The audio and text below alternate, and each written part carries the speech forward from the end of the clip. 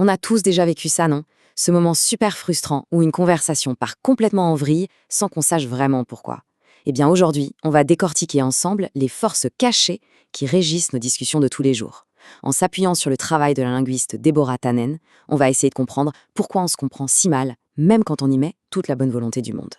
C'est quand même la question centrale. On essaye d'être sympa, on choisit ses mots avec soin, et paf, ça dérape. La discussion devient tendue, bizarre. Mais comment c'est possible? C'est ce mystère qu'on va tenter de résoudre. Ah, on connaît tous ces deux extrêmes. D'un côté, il y a la conversation magique, celle où tout est fluide, où on est parfaitement sur la même longueur d'onde. On se sent intelligent, connecté. Et de l'autre, il y a le cauchemar. La conversation qui coince avec ses silences pesants, où chaque phrase semble être la mauvaise, un vrai sentiment d'échec. Allez, c'est parti, on commence à tirer le fil de cette pelote. Pourquoi ces conversations si importantes pour nous finissent parfois en fiasco? La réponse, vous allez voir, est bien plus subtile qu'une simple question de qui a tort, qui a raison. Et c'est là que ça devient vraiment intéressant. Parce que, la plupart du temps, les tensions ne viennent pas de la méchanceté ou d'un véritable désaccord de fond. Non, la source du problème est ailleurs. Elle est cachée juste sous nos yeux, dans un détail qu'on ne pense presque jamais à regarder. Alors, c'est quoi ce coupable invisible? Qu'est-ce qui peut saboter nos conversations sans même qu'on s'en rende compte? Eh bien, la réponse est une petite révolution. Le problème, ce n'est pas la personne en face, c'est son style. C'est le concept clé qui va tout changer. Le style de conversation, qu'est-ce que c'est? En gros, c'est notre ADN verbal. C'est la manière dont on a appris à parler, notre rythme, nos pauses, notre intonation, tout ça. Et quand deux styles très différents se rencontrent, c'est un peu comme si deux personnes essayaient de danser ensemble, mais chacune sur une musique différente. Forcément, on se marche sur les pieds. Et cette citation de Deborah Tannen, elle résume tout parfaitement.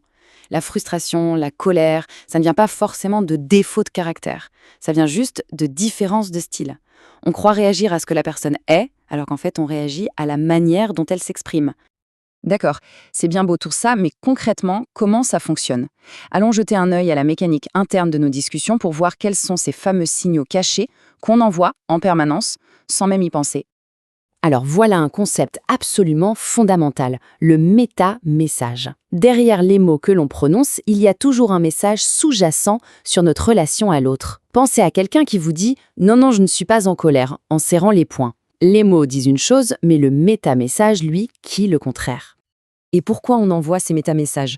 Parce que dans chaque interaction, on jongle avec deux besoins opposés. On a à la fois un immense besoin de connexion, d'être proche des autres, et en même temps, on a besoin d'indépendance, de notre espace vital. C'est le fameux dilemme du porc épic. On se rapproche pour avoir chaud, mais si on est trop près, on se pique. Et pour gérer cet équilibre délicat, on utilise inconsciemment 3 outils principaux, qui sont aussi malheureusement les 3 plus grandes sources de malentendus. Le timing de nos pauses, le volume de notre voix et sa mélodie, son intonation. Commençons par le rythme et les pauses. Ça peut paraître un détail, mais c'est absolument crucial. Une pause d'une demi-seconde pour quelqu'un peut signifier « j'ai fini, à toi de parler ». Pour quelqu'un d'autre, c'est juste le temps de reprendre son souffle. Et là, le drame commence. Cet exemple est juste parfait. On a deux personnes de bonne foi qui suivent simplement leurs propres règles de conversation. Mais le résultat? Le New-Yorkais va trouver l'Athabascan lent, voire pas intéressé.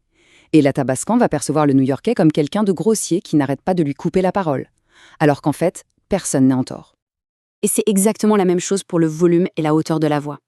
Quelqu'un qui parle fort, est-il en colère ou juste passionné? Et une voix qui fait des montagnes russes, qui monte et qui descend. Est-ce un signe de sincérité et d'émotion, ou est-ce que la personne fait du cinéma? Eh bien, ça dépend totalement de votre propre style. Voilà un micro-exemple qui montre l'impact énorme de ces signaux. L'intention de départ, avec cette intonation qui monte, c'est la politesse, c'est de ne pas imposer son désir. Mais ce qui est perçu de l'autre côté, c'est de l'hésitation, peut-être un manque de confiance en soi. Un tout petit détail, des conséquences immenses sur l'image qu'on renvoie. Bon, ça nous amène à la question qui fâche, celle que tout le monde se pose. Mais pourquoi on ne peut pas juste dire les choses franchement, directement? Si c'est si compliqué, arrêtons de tourner autour du pot. Eh bien, parce que la communication indirecte, en fait, c'est une sorte de super-pouvoir social.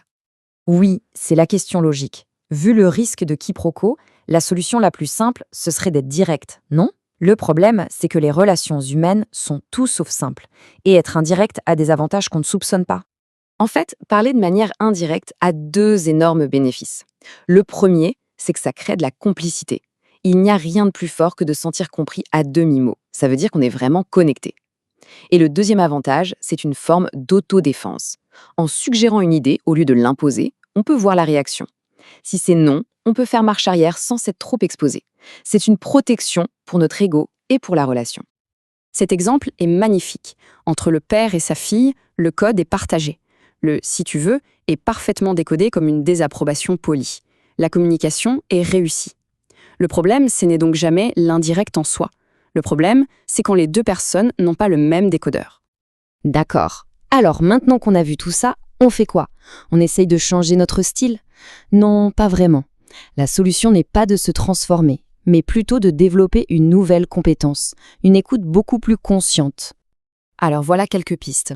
La première chose, la plus importante, arrêtez de chercher un coupable. Ce n'est la faute de personne. Ensuite, prendre l'habitude de se dire « Attends, ce que j'ai entendu et ce que la personne a voulu dire, ce n'est peut-être pas la même chose. » Il faut essayer d'écouter la musique derrière les paroles. Et surtout, se rassurer. Non, on n'est pas fou et on n'est pas seul à vivre ça. Au final, tout ça, c'est comme acquérir une nouvelle paire de lunettes. L'objectif n'est pas de changer le monde ou de réparer les gens, mais simplement de voir nos interactions avec plus de clarté, plus de nuances et surtout, beaucoup plus de bienveillance. Et on termine sur cette idée très forte de Deborah Tannen. Le simple fait de comprendre que la plupart de nos frustrations viennent de différences de style et non de malveillance, c'est incroyablement libérateur. Ça nous redonne une forme de contrôle, pas sur les autres, non, mais sur nos propres réactions, nos émotions. Et ça change tout.